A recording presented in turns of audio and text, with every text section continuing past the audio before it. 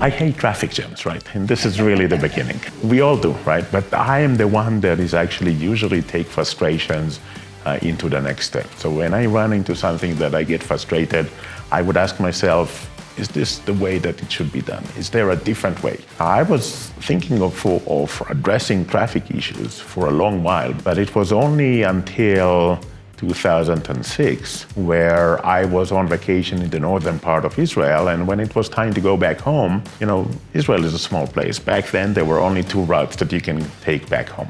And I really wanted to know which route. Now, what happened is that we were about 10 cars in this vacation, and we had 4 little kids back then, so we left the last one, right? And so I called up the rest of them and asked them, how is traffic like on your route, right? And there are only 2 alternatives, and obviously some of them took this route and some of them took this route. And I realized that the only thing that I need is someone ahead of me on the road. That's it. That someone is going to tell me what's going on. So essentially, Waze is acting as red social de conductores para conductores.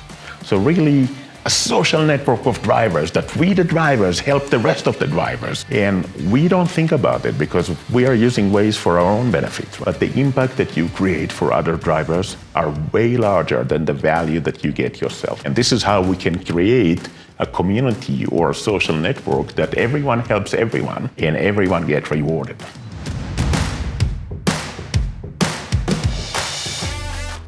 I would like to invite all the readers of El Tiempo to read my book. This book is going to be a life-changing event for you. This book is going to increase the likelihood of being successful. This book, Enamórate del problema, no de la solución.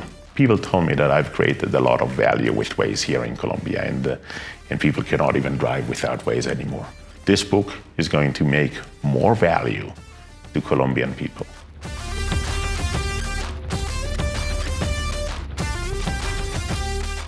So look, I have this message of fall in love with the problem, not the solution, and those t-shirts for more than a decade now. Because at the end of the day, this is maybe the most important thing for entrepreneurs.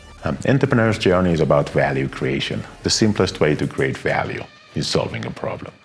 But when you fall in love with the problem, what happens is that the problem is going to serve as the North Star of your journey. And when you have a North Star, you're going to make less deviations from your course, and you increase the likelihood of being successful. But also, the story that you're about to tell is way more compelling.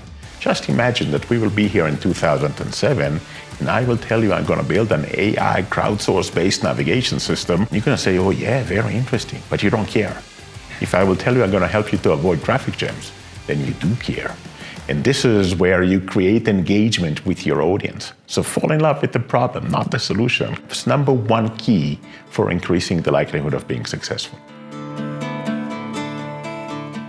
Building a startup is a journey, right? And it's a journey of multiple phases. The first phase is about figuring out product market fit. And figuring out product market fit means that you create value to your customers, to your users. Now, in reality, if you don't figure out product market fit, you will die. As simple as that. You actually never heard of a company that did not figure out product market fit. They simply died. That's it. Now, I want you for a second to think of all the applications that you're using every day, right? So Waze, WhatsApp, searching, Google, Netflix, Uber, whatever it is. And ask yourself, what is the difference between any of those today and the first time that you have used it? And the answer is that there is no difference. We are searching Google today the same way that we search Google for the first time in our life, or using WhatsApp or using Waze or whatever it is, the same way. So once a company figure out product market fit, they don't change that anymore. That's the value that they bring to their customers. That is not going to be changed. Product market fit have 1 metric. That's it, 1 metric. Retention. That's really simple. If you create value, they will come back. If they are not coming back, that means that you are not creating value for them. And therefore, that should be the only metric that you should measure.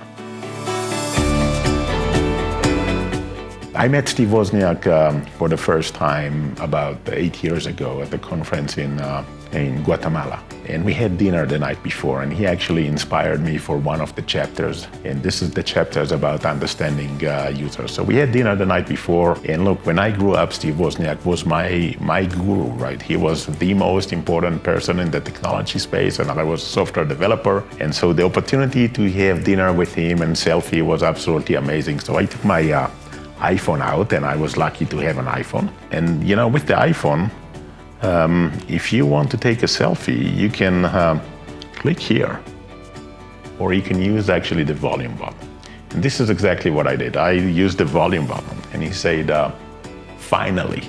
And I said, finally what? Finally someone using it the way that I meant it to be. And so the reality is that he inspired me the chapters about understanding users, and users are different, right? There is no right or wrong, but when you are using something in a certain way, you don't even think about the fact that there are other people that are using it differently. And it's true for pretty much everything that you're doing. The only way for you to understand that is that if you watch other users. Now, if you want to be successful, then you want to understand your users. If you don't, you're going to build stuff that they're not going to use. Look, building a startup is a journey of failures.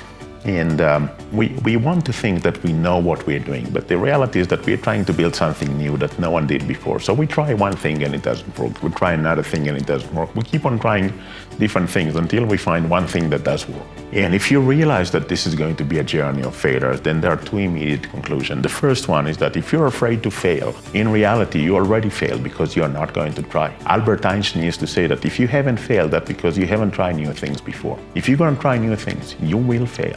If you realize that, then what you really want to do is fail fast. Because when you fail fast, you still have plenty of time to make another attempt, to build another version, to try a different approach, and so forth. And the more attempts that you are going to make, you increase the likelihood of being successful. That's it. Cine, música, series, libros, teatro, artes plásticas, gastronomía, todo el mundo de la cultura y el entretenimiento aquí en El Tiempo. Suscríbase al canal de YouTube del Tiempo, que además es gratis, y le mandamos notificaciones de nuevos videos.